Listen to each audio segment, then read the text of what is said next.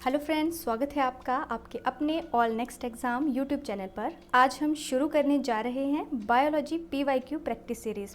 तो चलिए शुरू करते हैं अपने फर्स्ट एमसीक्यू के साथ। तो हमारा फर्स्ट एमसीक्यू है, which class of protozoa is totally parasite. तो यहाँ जो फर्स्ट ऑप्शन है वो है सिलिएटा, सेकेंड ऑप्शन है मेस्टिगोफोरा, थर्ड ऑप्शन है स्पोरोजोआ एंड फोर्थ ऑप्शन है सार्कोडीना। ठीक है, तो प्रोटोजोआ का ऐसा मेंबर जो कि टोटली पैरासाइट होता है।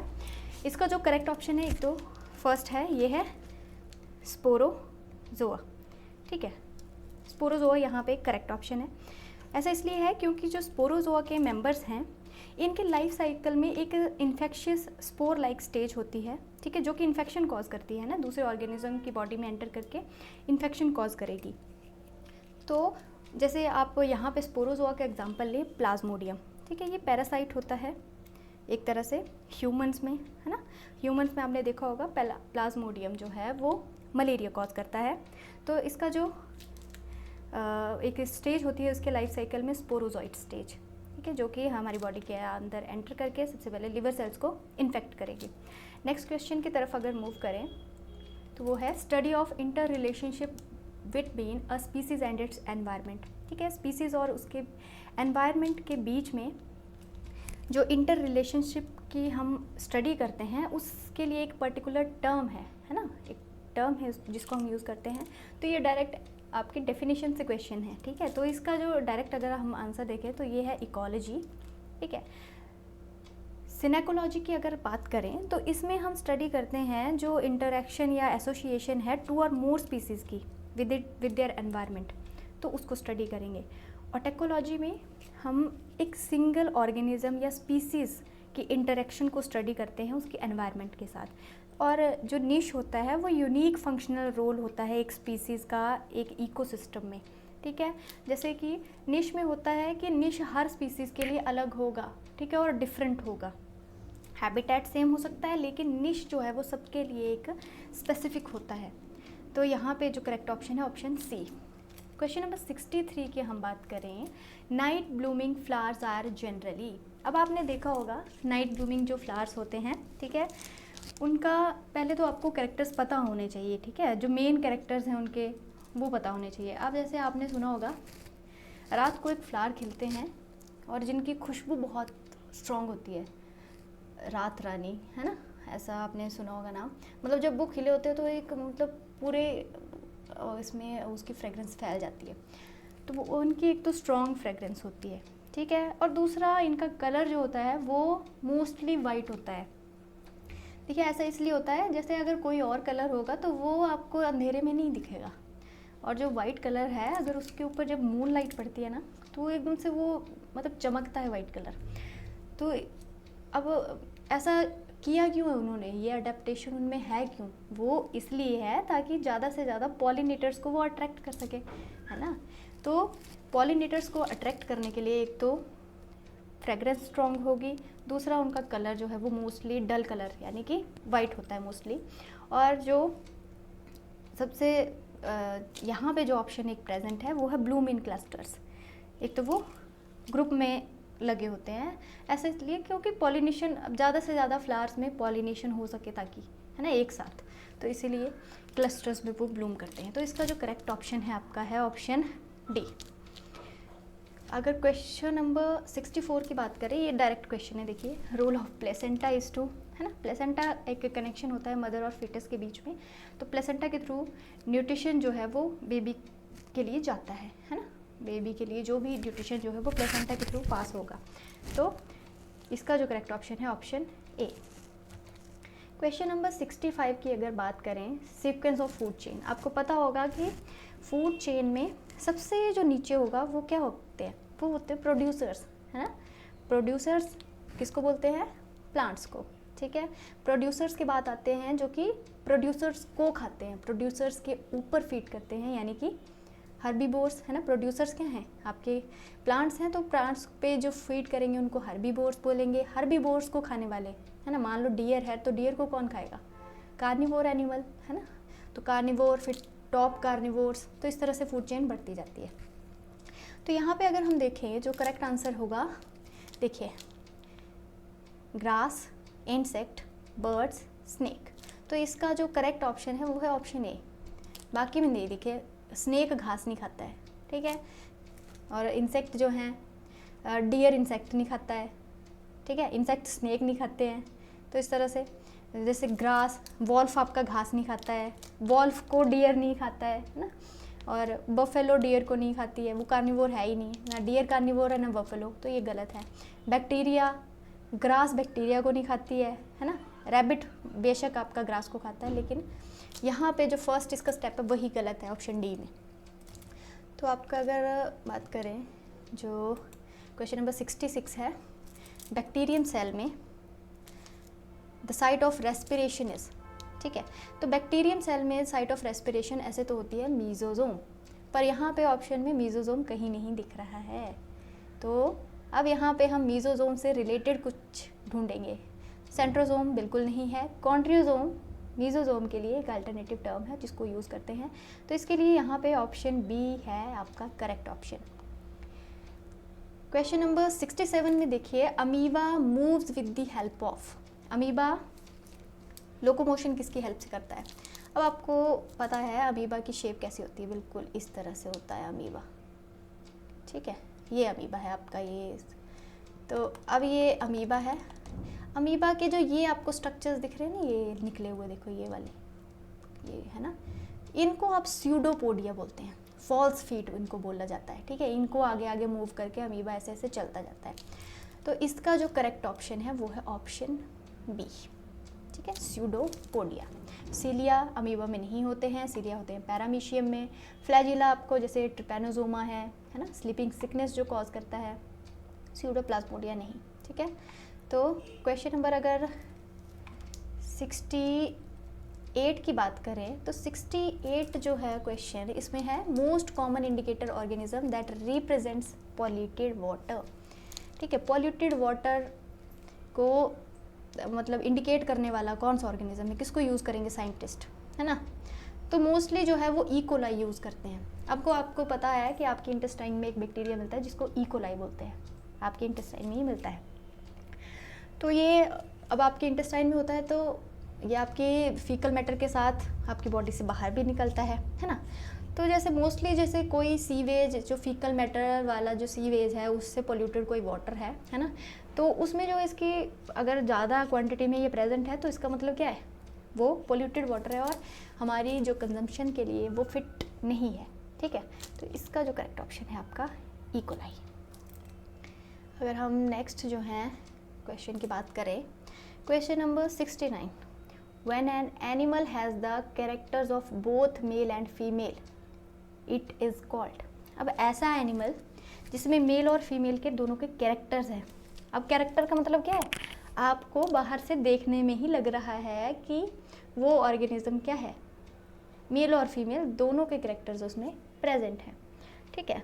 अब जैसे इंटरसेक्स की बात है, इंटरसेक्स में ऐसा है ये भी इसी तरह की कुछ कंडीशन, लेकिन इसमें सिर्फ रिप्रोडक्टिव ऑर्गन्स प्रेजेंट होते हैं, मतलब मेल वाला भी प्रेजेंट होगा रिप्रोडक्टिव स्ट्रक्चर और फीमेल वाला भी प्रेजेंट होंगे, है ना, ओवरी वगैरह भी प्रेजेंट होगी, टेस्टिस भी ओवरी भी, ठीक है।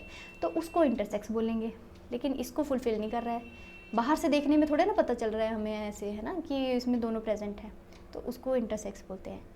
गैनेंड्रोमॉर्फ इसके लिए करेक्ट टर्म है जिसमें कैरेक्टर्स होंगे बोथ मेल एंड फीमेल के, ठीक है।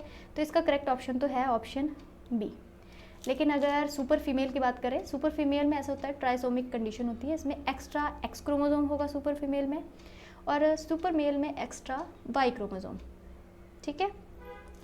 इसके अलावा क्वेश्चन नंबर 70 की अगर बात करें तो इसमें होगा ह्यूमन बींग्स, जो ह्यूमन बींग्स का जो एग है वो कैसा होता है, ठीक है। तो ह्यूमन बींग्स का जो एग होता है वो मोस्टली क्या होता है, ए लेसिथल है, ठीक है। ए लेसिथल का मतलब है, लेसिथल वर्ड आप यूज़ करते हैं योक के लिए। ह्यूमन एग में योक बिल्कुल भी नहीं होता है, वो इसलिए क्योंकि योक एक्चुअली चाहिए होता है हमें जो डेवलपिंग एम्ब्रियो है उसको न्यूट्रिशन प्रोवाइड करने के लिए, लेकिन ह्यूमन एग के केस में ऐसा नहीं है ना, फीमेल की बॉडी के अंदर ही रह रहा है हमारा एम्ब्रियो और कनेक्शन ऑलरेडी प्रेजेंट है, हमने बात की अभी पीछे क्वेश्चन आपने सॉल्व किया, प्लेसेंटा है ना न्यूट्रिशन देगा। तो आपको ज़रूरत नहीं है योग की, तो इसलिए ह्यूमन एग जो है वो एलेसिथल है। ठीक है। क्वेश्चन नंबर अगर 71 की बात करें, meiosis is best observed in dividing. अब मियोसिस, आपको पहले मियोसिस के बारे में पता होना चाहिए। रिडक्शनल डिवीज़न होती है ये, और ज़्यादातर ये जर्म सेल्स में होती है। ठीक है, जो हमारे रिप्रोडक्टिव सेल्स होते हैं उनमें मियोसिस होती है। अब अगर हम बात करें ऑप्शन ए की, cells of apical meristem, no, ये सोमेटिक सेल्स हैं, इनमें मियोसिस नहीं होगी, ये डिवाइड करते हैं through mitosis. Cells of lateral meristem, ये भी थ्रू माइटोसिस डिवाइड करते हैं। माइक्रोपोर्स ऑफ एंथर वॉल है ये। ठीक है, टाइपिंग मिस्टेक है, यहाँ पे वॉल होगा। ठीक है, तो एंथर वॉल जो है वो भी सोमेटिक सेल्स हैं, तो वो भी थ्रू माइटोसिस डिवाइड होते हैं। अब माइक्रोस्पोरोसाइट्स, माइक्रोस्पोरोसाइट्स इनको आप माइक्रोस्पोर मदर सेल, और ये होते हैं 2n। ठीक है, 2n यानी कि डिप्लॉयड होते हैं। अब आपको ये बता दूं कि माइक्रोस्पोर आप बोलते हैं पोलन ग्रेन को, तो पोलन ग्रेन का दूसरा नाम है माइक्रोस्पोर। जो पोलन ग्रेन है वो बनता है माइक्रोस्पोर मदर सेल से, तो रिडक्शनल डिवीज़न होगी, इसमें मियोसिस होगी, तभी क्रोमोसोम नंबर हाफ होगा। ठीक है, तो इसीलिए इसका करेक्ट जो ऑप्शन है वो है ऑप्शन डी, माइक्रोस्पोरोसाइट्स। ठीक है, अगर हम बात करें नेक्स्ट क्वेश्चन की, study of formation of growth and development of new individual from an egg. Egg से एक कंप्लीट उसकी फॉर्मेशन, ग्रोथ और डेवलपमेंट एक नए इंडिविजुअल की, उसको आप क्या बोलते हैं, ये डायरेक्ट क्वेश्चन आया आपका डेफिनेशन में से, तो इसका जो करेक्ट आंसर है वो है ऑप्शन बी, एम्ब्रियोलॉजी। ठीक है, embryology is the study of formation, growth and development of new individual from an egg. अब हम क्वेश्चन 73 को देखें, fertilization involving carrying of male gametes by pollen tube. Male gamete, ठीक है, ऐसी फर्टिलाइजेशन जो कि इन्वॉल्व करे किसको, मेल गैमीट को कैरी करना थ्रू पोलन ट्यूब, उसे क्या बोलेंगे। अब इसका करेक्ट ऑप्शन तो मैं आपको बता देती हूँ, इसका ऑप्शन है जो है वो बी है, साइफोनोगैमी। साइफन का मतलब ही ट्यूब होता है। ठीक है, गैमीट के लिए, तो ये तो इसका सही आंसर है। पोरोगैमी की अगर बात करें तो पोरोगैमी में ऐसा होता है, ऐसी कंडीशन है ये, जब पोलन ट्यूब माइक्रोपाइल के थ्रू एंटर करती है ओव्यूल में, मतलब यहाँ पे एंट्री बताई है पोलन ट्यूब की, फर्टिलाइजेशन की बात नहीं है, पोलन ग्रेन की बात नहीं है, सिर्फ पोलन ट्यूब की बात की है, वो कहाँ से एंटर कर रही है, तो ये ऑप्शन इसीलिए गलत है। चलेजोगैमी में वही पोलन ट्यूब एंटर कर रही है चलेजल एंड से। ठीक है, तो इसलिए ये ऑप्शंस नहीं होंगे। अब 74th जो क्वेश्चन है उसमें है, Khurana was awarded Nobel prize for. जो हर गोविंद खुराना है एक साइंटिस्ट, उनको नोबेल प्राइज़ मिला था, वो किसके लिए मिला था, तो एक्चुअली उन्होंने जो है वो आर्टिफिशियल सिंथेसिस ऑफ जीन्स को डिस्कवर किया था। ठीक है, तो इसका जो करेक्ट ऑप्शन है वो है ऑप्शन सी। जिन क्वेश्चंस में आपको ज़्यादा एक्सप्लेनेशन की ज़रूरत है, जिन टर्म्स में थोड़ी दिक्कत है, वो मैं एक्सप्लेन करूँगी, ताकि हमारी जो ये प्रैक्टिस सीरीज़ है थोड़ा जल्दी चले, ताकि मतलब हम एक दिन में एक टेट के पेपर में जो आए हुए आपको पता है कि जो आपके बॉटनी और ज़ूलॉजी के मिला के आपको 60 क्वेश्चन आते हैं, केमिस्ट्री के 30 है ना, और बाकी जीके 30, और तो इसलिए आपको ऐसा है कि ये थोड़े आपको जल्दी करने पड़ेंगे, तो इसलिए मतलब जो ज़रूरी है उसको मैं आपको एक्सप्लेन करूँगी। इसके अलावा अगर आपकी कोई भी डाउट्स होंगे या क्वेरी होगी तो आप कमेंट करके पूछ सकते हैं, आपको उसका सॉल्यूशन आपको मिलेगा। अगर नेक्स्ट क्वेश्चन की बात करें, चलिए देखते हैं, विच इज़ रॉन्गली मैच्ड, इनमें से कौन जो है वो मतलब गलत मैच किया हुआ है।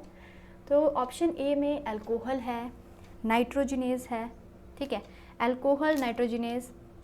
ऑप्शन बी है डिटर्जेंट लाइपेज, ऑप्शन सी है textile amylase, fruit juice pectinase. अब यहाँ पे जो क्वेश्चन नंबर 75 है, इसका जो करेक्ट जो ऑप्शन है वो है अल्कोहल नाइट्रोजिनेज। अल्कोहल नाइट्रोजिनेज से बिल्कुल भी कहीं से भी रिलेटेड नहीं है, ठीक है, तो ये करेक्ट ऑप्शन है। बाकी जो डिटर्जेंट्स है लाइपेज उससे रिलेटेड है, टेक्सटाइल से एमाइलेज और फ्रूट जूसेस से पेक्टिनेज। अब ये देखो डायरेक्ट क्वेश्चन आया मॉलिक्यूलर सीजर्स, बहुत बार आता है ये क्वेश्चन। तो यहाँ पे molecular scissor use in genetic engineering. Molecular scissors यानी डीएनए सेगमेंट, डीएनए को काटता है एक पर्टिकुलर सीक्वेंस पे, सीजर्स है ना कट करने के, तो रिस्ट्रिक्शन एंडोन्यूक्लियस आप यूज़ करते हैं उसके लिए, ठीक है। नेक्स्ट जो क्वेश्चन है, what is the reserve food present in blue green alga, ठीक है। तो ब्लू ग्रीन जो एल्गी होती है उसमें जो आपका रिजर्व फूड होता है वो होता है ग्लाइकोजन। ये टाइपिंग मिस्टेक है, यहाँ पे ग्लाइकोजन है, ठीक है। 78th क्वेश्चन है, cell wall of fungus is made up of. तो फंगस सेल्यूलो जो सेल वॉल है वो बनी हुई होती है आपकी काइटिन से, सेल्यूलोज प्लांट्स होते हैं, ठीक है। अब अगर हम बात करें मॉर्फिन, तो मॉर्फिन आपको पहले बता दें कि जो आपका ये प्लांट है डीपे पापावर सोमनीफेरम, इस प्लांट से आपको मिलती है ओपियम, अफीम है ना, हिंदी में अफीम। तो ऐसा है कि अफीम के डेरिवेटिव्स हैं आगे ये मॉर्फिन है ना, कोडीन, फिर आपका हेरोइन और ऑक्सीकोडोन, तो ये सारे डेरिवेटिव्स हैं ओपियम के। तो ये इसका ऑप्शन है option D. Poppy plant, papaver somniferum इसका पॉपी प्लांट, इसको ऐसे कॉमन नाम यही है। क्वेश्चन नंबर 80 की अगर बात करें, technique which involves deliberate manipulation of genes between species, ठीक है। मैनिपुलेशन ऑफ जीन्स है ना, जीन्स के साथ छेड़छाड़ अपनी मर्जी से, मतलब जो आप मतलब एक पर्टिकुलर कोई फंक्शन आप परफॉर्म करवाना चाहते हो है ना, जीन्स को उस तरह से मैनिपुलेट करके, तो उसको क्या बोलते हैं, तो उसको आप बोलेंगे जेनेटिक इंजीनियरिंग है ना, एक जीन को निकाल के दूसरे में डालना, ठीक है, तो उसको आप जेनेटिक इंजीनियरिंग बोल रहे हैं। क्वेश्चन नंबर 81 देखिए, यहाँ पे घुमा के क्वेश्चन पूछा है और अल्टीमेटली पूछा क्या है कि एल्टीट्यूड पूछा है आपका, है ना, कि किस एल्टीट्यूड पे आपको पाइनस, ये पाइमस लिखा है यहाँ पे, पाइनस होगा है ना, पाइनस। तो पाइनस जियार्डियाना के फॉरेस्ट आपको किस एल्टीट्यूड पे मिलेंगे, तो इसका जो करेक्ट जो ऑप्शन है वो है ऑप्शन बी, मतलब 1800 से 3300 फीट तक ऐसे मानते हैं आप, तो उसके नज़दीक यही है ना ऑप्शन, तो ऑप्शन बी जो है वो यहाँ पे करेक्ट है। क्वेश्चन नंबर 82 की अगर बात करें, food material in x albuminous seed, तो यहाँ पे वो कहाँ स्टोर होता है उसका फूड मटेरियल, तो वो होता है कॉटिलिडन्स में। एल्ब्यूमिनस जो सीड्स होते हैं उनका होता है स्टोर एंडोस्पर्म में, ठीक है, और वो रहता है, इनका ये कंज्यूम कर लिया जाता है, जो एक्स एल्ब्यूमिनस सीड्स होते हैं ये कंज्यूम कर लेते हैं उसको, फूड मटेरियल को। 83 की बात करें, vegetative propagation through process of grafting is not possible in monocots because. अब वेजिटेटिव प्रोपेगेशन जो है वो क्या होता है कि वो इसी प्रिंसिपल पे बेस्ड है ना, कि जो हमारे प्लांट्स का कैम्बियम जो पार्ट होता है ना, वेस्कुलर बंडल्स कैम्बियम, तो कैम्बियम जो है वो सेल्स जो हैं वो अपने आप डिवाइड करना जानते हैं, रीजनरेटिव प्रॉपर्टी होती है उनकी। लेकिन अगर जो मोनोकॉट्स होते हैं है ना, उनमें कैम्बियम एब्सेंट होता है। मोनोकॉट और डाइकॉट में एक ये डिफरेंस है, डाइकॉट में कैम्बियम प्रेजेंट होगा, मोनोकॉट्स में नहीं होता है। मोनोकॉट्स में मोस्टली ग्रासेस वगैरह आती हैं, तो वहाँ पे वेजिटेटिव प्रोपेगेशन प्रेजेंट, ग्राफ्टिंग नहीं कर सकते आप ग्रासेस पे। तो यहाँ पे इसका जो करेक्ट आंसर है वो है option B, cambium is absent in vascular bundles. 84 question जो है, a special structure which can transport material across cell membrane. Transport proteins के बारे में आपने सुना होगा, ट्रांस मेम्ब्रेन है ना, तो इसका जो करेक्ट आंसर है वो है ये ऑप्शन ए, प्रोटीन है ये, प्रोटीन्स, ठीक है।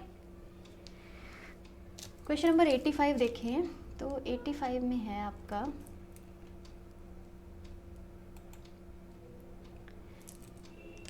Which one of these helps in uniform distribution of water and manures, है ना, वाटर और मैन्योर को। अब आपने देखा होगा नॉर्मली खेतों में जब आप मतलब प्लॉइंग करते हैं है ना, ट्रैक्टर चलवाते हैं, तो जो जैसे एक जगह पे आपने ढेर लगाया है किसी मैन्योर का, तो वो पूरे खेत में हो जाते हैं, तो वो प्लॉइंग इसका मोस्ट जो करेक्ट जो ऑप्शन है वो है फ्लोइंग। अब यहाँ पे टच मी नॉट एक प्लांट है जिसका साइंटिफिक नाम है मिमोसा पुटिका। यहाँ पे लीफलेट्स जो है वो क्लोज हो जाती है, एकदम से आप टच करते हैं तो वो क्लोज होती है, आपने देखा होगा। तो उसके लिए पूछा है कि वो मूवमेंट होती कैसी है, उसके लिए एक पर्टिकुलर टर्म है जिसको यूज़ किया है। तो फर्स्ट ऑप्शन में है नेस्टिक मूवमेंट। नेस्टिक मूवमेंट क्या होता है, रिवर्सिबल होता है ये, ऐसी मूवमेंट जो रिवर्सिबल है। और इसमें ऐसा है, लीफ जो है वो रिटर्न कर जाते हैं अपनी ओरिजिनल पोजीशन में, ठीक है, थोड़ी देर बाद। तो इसमें जैसे टर्गर प्रेशर में थोड़ा सा चेंज होगा बस, और वो क्लोज हो जाएंगे। जैसे मोस्टली ये इसलिए होता है ताकि मतलब हर्बीवोर से बचा जा सके, है ना, वो एक डिफेंस मैकेनिज्म है। ट्रॉपिक मूवमेंट में ऐसा, ट्रॉपिज्म का मतलब होता है जैसे जियोट्रॉपिक, है ना, अर्थ की साइड को मूव करता है, ये परमानेंट चेंज होता है ना। सन की साइड को ग्रो कर रहा है ना, पॉजिटिवली जियोट्रॉपिक, नेगेटिवली जियोट्रॉपिक। तो ये तो वैसी मूवमेंट है और ये परमानेंट होगी। ट्रांसपिरेशन इससे कोई रिलेटेड नहीं है इसमें, फोटो रेस्पिरेशन भी इसमें से। तो इसका जो करेक्ट ऑप्शन है वो है ऑप्शन ए, नेस्टिक मूवमेंट। ये आप इसको ठीक लिख लेना, नेस्टिक, ठीक है, नेस्टिक है ये, और NASTIC। नेक्स्ट जो क्वेश्चन है, विच of the process is performed exclusively by bacteria?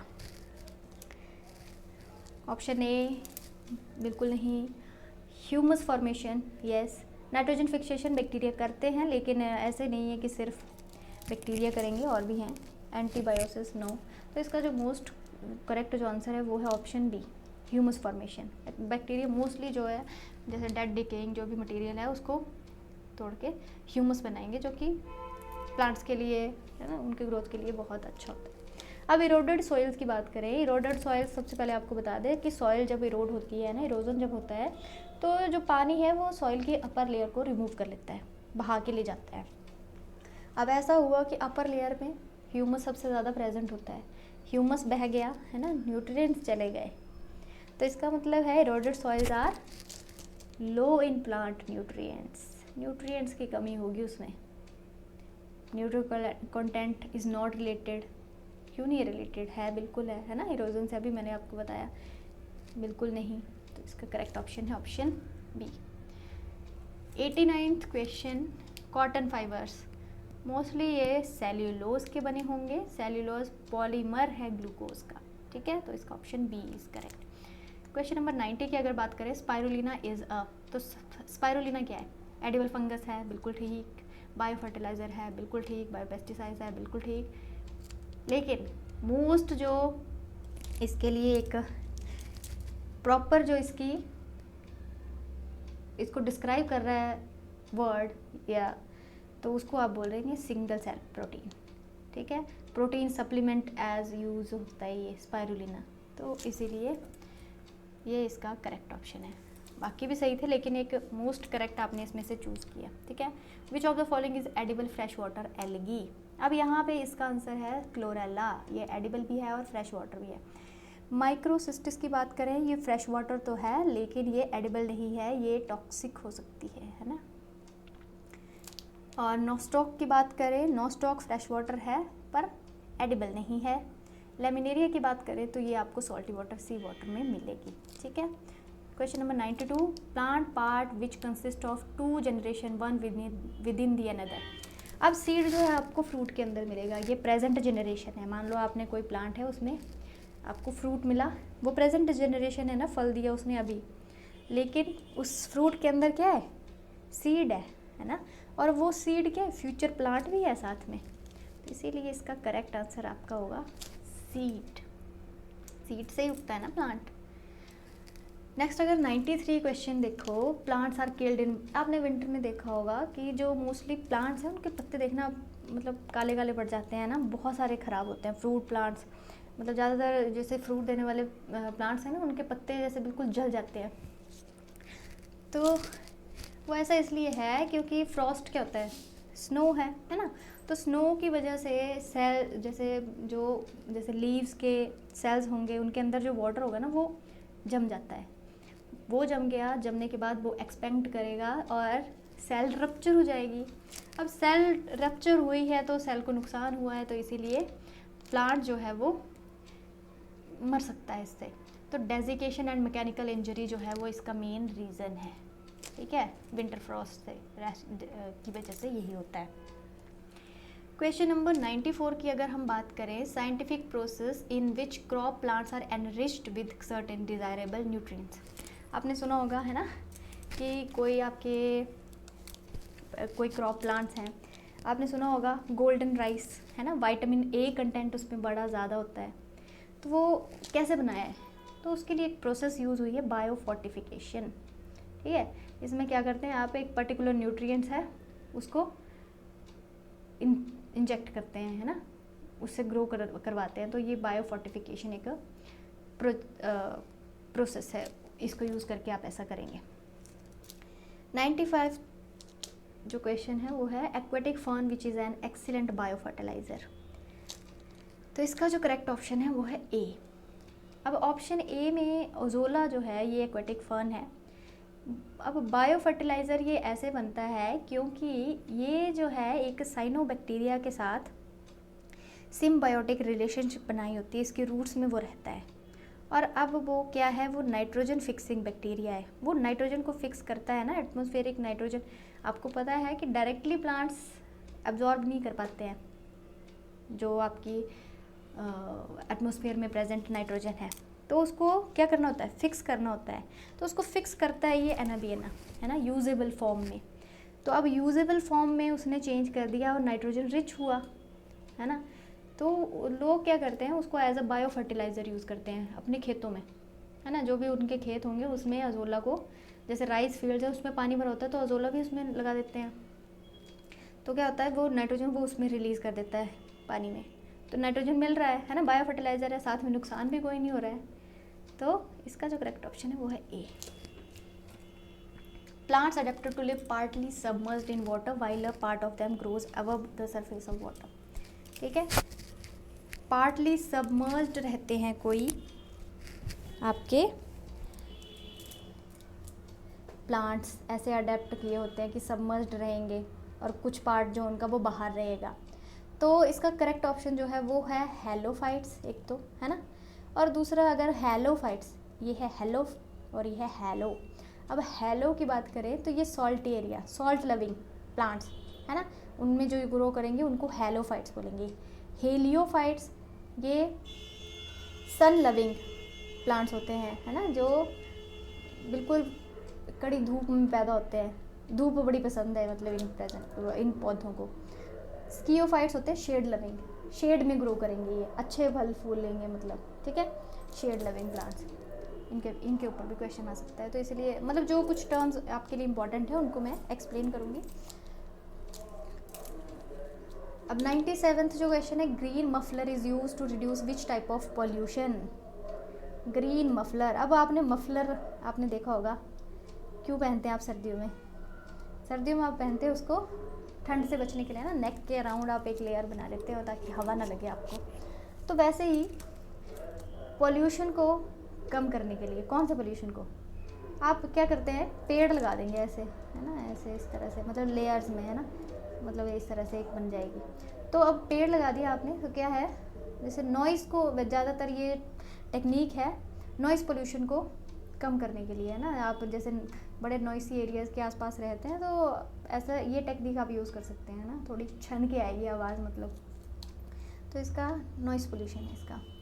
Central Sugar Cane Breeding Research Institute, Central Sugar Cane Breeding Research Institute है कोयम्बटूर में। और ऑप्शन बी जो है, यहाँ पे भी एक ऐसा ही इंस्टीट्यूट है लेकिन उसका नाम है आपका Indian Institute of Sugar Cane Research, ठीक है। इसमें है इंडियन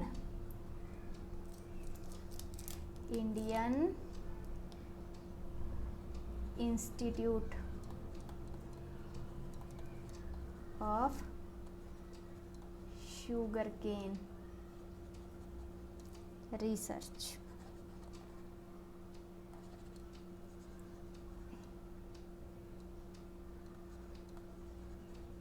ठीक है, ये हो गया।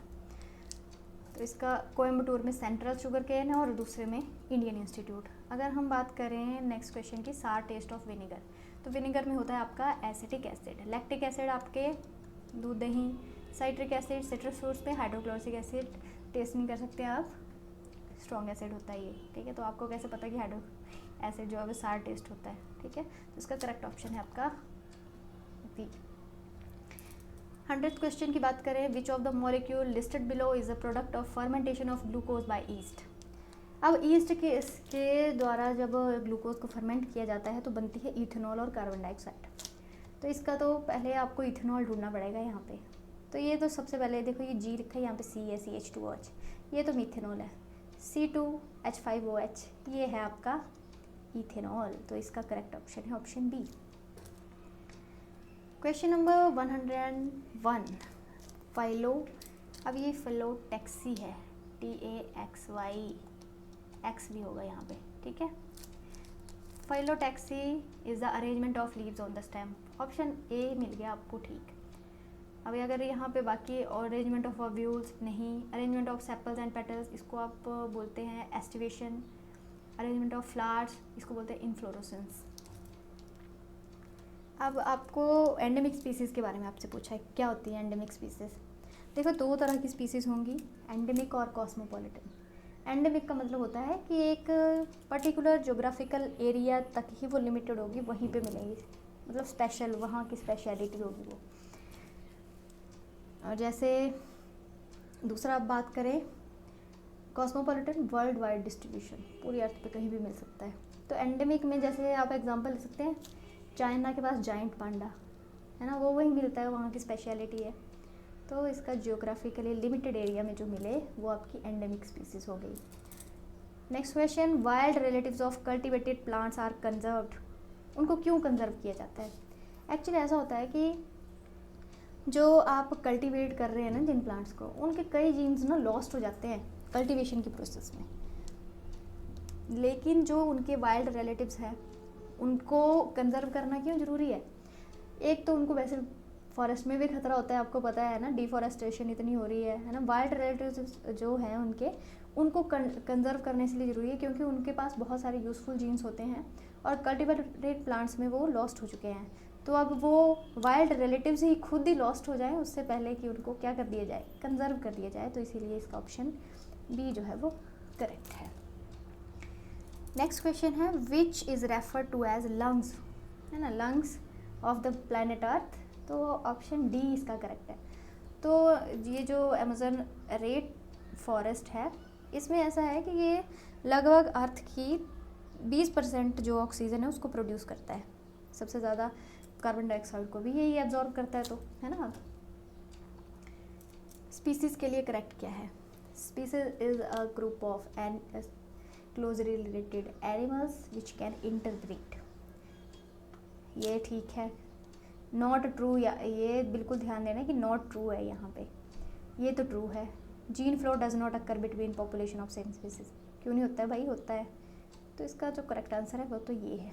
Species reproductively isolated from other species, yes, ये तो ठीक है। Variation occur among members of species, हाँ, मतलब कुछ यूज़फुल वेरिएशंस आ जाती हैं ना, आपको पता है, आप सेक्सुअली रिप्रोड्यूस करते हैं तो वेरिएशन आती हैं, कुछ यूज़फुल होती हैं और कुछ नहीं होती है ना। 106th क्वेश्चन जो है, species diversity increases as one proceeds from. तो इसका जो करेक्ट आंसर है, पहले तो मैं आंसर बता देती हूँ, ऑप्शन सी है, हाई टू लो एल्टीट्यूड। आपको पता है हाई एल्टीट्यूड यानी कि पहाड़ों पे देखो जाके, आपको वहाँ पे बहुत कम स्पीसीज डाइवर्सिटी, बहुत कम अलग अलग स्पीसीज़ मिलेंगी जानवरों की, लेकिन वहीं आप लो एल्टीट्यूड पे जैसे जैसे आते जाते हो इंक्रीज़ होती जाती हैं ये। जैसे हाई से लो लैटिट्यूड की तरफ को आते हैं ना, पोल्स से आप इक्वेटर की साइड को आएंगे, तो इक्वेटर की साइड को आते आते आपको जो स्पीसी डाइवर्सिटी है वो इंक्रीज़ होती है, पोल्स पे इतनी नहीं होती, पोल्स पे बहुत कम जानवर मिलेंगे आपको, ठीक है। सी के बॉटम में रहने वाले एनिमल्स को आप बोलते हैं बेंथिक। अब इनको तो बोल दिया आपने बेंथिक। बेंथिक के अलावा अगर हम बात करें बाकियों की, जैसे लेंटिक, लेंटिक का मतलब होता है जो बिल्कुल स्टिल जो वाटर खड़ा हुआ पॉन्ड वाटर है वहाँ पे जो एनिमल्स मिलेंगे उनको लेंटिक बोलते हैं। ये पेलाजिक नहीं है, यहाँ पे PELA एल भी होगा यहाँ पे, पेलाजिक। तो पेलाजिक जो होते हैं वो फ्लोट और स्विम करेंगे ऊपर सतह पे, उनको पेलाजिक बोलते हैं। और लोटिक का मतलब होता है मतलब मिड जैसे में रहेंगे ये, फ्लोट करने वाले, जैसे वेल्स वगैरह है वो लोटिक, ठीक है, फ्लोइंग वाटर में मिलेंगे। नेक्स्ट क्वेश्चन है common among silverfish, scorpion, crab and honey bee. अब ये सारे आर्थ्रोपोडा फाइलम है उसमें आते हैं, उनकी अलग अलग क्लासेस के मेंबर्स हैं। अब इनमें क्या कॉमन होगा? नो, टेल नहीं, पॉइजन ग्लैंड नहीं, सेक्सुअल रिप्रोडक्शन नहीं। तो इनमें सबसे ज़्यादा जो कॉमन है वो है, यूनिक फीचर है ये फाइलम आर्थ्रोपोडा का, jointed appendages, jointed legs present होती हैं, है ना। जो नेक्स्ट क्वेश्चन है epithelial cells of intestine involved in food absorption have dash on their surface. अब कौन से इंटेस्टाइन में फूड की एब्जॉर्प्शन होती है, पहले तो ये पता होना चाहिए, है ना। तो फूड एब्जॉर्प्शन सबसे ज़्यादा आपकी स्मॉल इंटेस्टाइन में हो जाती है, ठीक है। तो स्मॉल इंटेस्टाइन में एब्जॉर्प्शन हो गई, होता क्या है वहाँ पे? तो वहाँ पे होते हैं माइक्रोविलाई। माइक्रोविलाई ना कुछ इस तरह के स्ट्रक्चर्स होते हैं, देखो ये इस तरह से, मतलब जैसे यहाँ पे भी देखो सेल्स होंगे, है ना, जो एब्जॉर्व करेंगे, यहाँ पे भी तो इंक्रीज़ कर रहे हैं ये सरफेस एरिया। ऐसे बिल्कुल सीधे होते हैं तब तो फिर यहाँ ही होता है, लेकिन यहाँ पे देखो कितना इंक्रीज़ हो रहा है एरिया। तो माइक्रोविलाई जो है वो फिंगर लाइक प्रोजेक्शंस होते हैं स्मॉल इंटेस्टाइन के अंदर, जो कि एब्जॉर्प्शन में हेल्प करेंगे। नेक्स्ट क्वेश्चन है 110 largest part of human heart. तो सबसे ज़्यादा बड़ा और स्ट्रॉन्गेस्ट जो पार्ट है ह्यूमन हार्ट का वो होता है लेफ्ट वेंट्रिकल, ठीक है। Next question inner most layer of human आई। अब आपको एक पता होता है कि जो ह्यूमन आई है उसका कलर होता है आइरिस की वजह से, है ना, कुछ और भी फैक्ट्स आपको पता होने चाहिए। फिर अगर बात करें हम लोग inner most layer, inner most ऐसी लेयर होती है जिस पे इमेज बनती है जाके लास्ट में, है ना, वही होता है फाइनल पार्ट। तो इनर मोस्ट लेयर आपकी होती है रेटिना, ऐसी आपकी आई दिखती है। रुको ऐसे थोड़ा सा आपको बता दूँ, जैसे ये बाहर का पार्ट है और यहाँ जाके आपको क्या बनती है, इमेज बनेगी, तो ये इनर मोस्ट पार्ट है, ये रेटिना, ठीक है। अब हैवी एक्सरसाइजेस की बात आ गई आगे। अब हैवी एक्सरसाइज आप लोगों ने सबने देखा होगा कि कभी आप ज़्यादा मतलब बहुत दिनों बाद आप चलेंगे या बहुत दिनों बाद आप बहुत हैवी एक्सरसाइज करते हो तो आपको पेन हो जाती है मसल्स में, है ना, एक क्रैम्प्स आते हैं आपको बहुत दिनों बाद ऐसा करें तो। अब यहाँ पे स्टेनस एक्सरसाइज की बात करें, वो किस वजह से होता है? सेम रीज़न दोनों का सेम है ना। तो ऐसा होता है हैवी एक्सरसाइज के टाइम पे जल्दी जल्दी सांस लेते हैं, आपने देखा होगा, ऑक्सीजन की कमी हो जाती है बॉडी में, है ना, डिमांड इंक्रीज़ हो जाती है। और अब उस डिमांड को पूरी कर पाना हमारे ऐसे मतलब नॉर्मली पॉसिबल नहीं है। तो उस केस में क्या होता है, जो ग्लूकोज है ना वो मेटाबोलाइज होना शुरू हो जाता है विदाउट ऑक्सीजन, है ना, ऑक्सीजन नहीं आ रही है तो ऑक्सीजन के बिना वो मेटाबोलाइज होना शुरू हो जाएगा। तो ऑक्सीजन के बिना हो रहा है तो एनारोबिक रेस्पिरेशन हो रही है वो, ठीक है। लेकिन ऐसा है कि जब जैसे पायरुवेट बना, फिर तो पायरुवेट जो है वो ग्लूकोज से बना, वो लैक्टिक एसिड में चेंज हो जाएगा, ठीक है। तो लैक्टिक एसिड की वजह से आपको मसल्स क्रैम्प आते हैं ज़्यादा, जैसे आप एक्सरसाइज वगैरह करते हो तो। अब hormone, fight and flight hormone, तो आपको पता है ये हार्मोन है एड्रेनलिन, ठीक है। थायरॉक्सिन नहीं है, ऑक्सीटोसिन नहीं है, ADH नहीं है, ठीक है। तो एड्रेनलिन, जैसे ही आप बहुत डरे होते हैं, शॉक में होते हैं, तो एकदम से ये हार्मोन ऐसे धड़कन बढ़ा देता है, आपके दिल की फेस रेड हो जाता है ना, डर जाते हैं आप, गूज़बम्स आते हैं, तो ये एड्रेनलिन की वजह से होता है। 114th जो क्वेश्चन है फिल्टर फीडिंग। तो ये होलोजोइक एक टाइप का न्यूट्रिशन है जिसमें आप बिल्कुल छान के मतलब पर्टिकुलर टाइप का ही जाएगा अंदर। फिल्टर आपको ऐसे इससे पता चल रहा है ये होलोजोइक टाइप का एक न्यूट्रिशन है। क्वेश्चन नंबर 100, ऑटोट्रोपिक आपको पता है ना, खुद का खाना खुद बनाना, प्लांट्स होते हैं। सैप्रोजोइक डेड डिकेइंग मटेरियल, मैक्रोफेजी जो मैक्रो ऑर्गेनिज्म होंगे उनको खाना। तो ऐसा कुछ नहीं है, ये होलोजाइक है, माउथ से होगा और बाद में वो एब्जॉर्ब होगा, यानी यूजफुल फॉर्म्स में चेंज होगा। Which one of the following groups of animal have jointed legs. अब आपने पीछे ही पढ़ा, आर्थ्रोपोडा के मेंबर्स में जॉइंटेड लेग्स होती हैं, ठीक है, लोकोमोशन के लिए। सेकेंड लार्जेस्ट फाइलम, ये थोड़ा सा कम है, तो सेकेंड लार्जेस्ट फाइलम जो होता है वो किसके बाद, फर्स्ट पे है आपका आर्थ्रोपोडा, है ना, सबसे ज़्यादा आपको इंसेक्ट्स की प्रजातियां मिलेंगी। लेकिन दूसरे की बात करें तो दूसरा होता है मोलस्का, सेकेंड लार्जेस्ट। तो ये आपको पता होना चाहिए कि फर्स्ट पे कौन है, सेकेंड पे कौन है। 117 क्वेश्चन है, रेस्पिरेशन इज़ कंट्रोल्ड बाय। तो रेस्पिरेटरी सेंटर होता है एक, वो कहाँ पे मिलता है, वो होता है मेडुला ओब्लोंगेटा। तो वो रेस्पिरेटरी सेंटर क्या करता है, वो जैसे वो डिटेक्ट करता है, रिस्पॉन्ड करता है, जैसे ब्लड ऑक्सीजन लेवल चेंज हुआ, कार्बन डाइऑक्साइड लेवल चेंज हुआ, पीएच लेवल चेंज हुआ ब्लड का, तो वो उसकी तरफ वो उस पर रिस्पॉन्ड करेगा वो, ठीक है।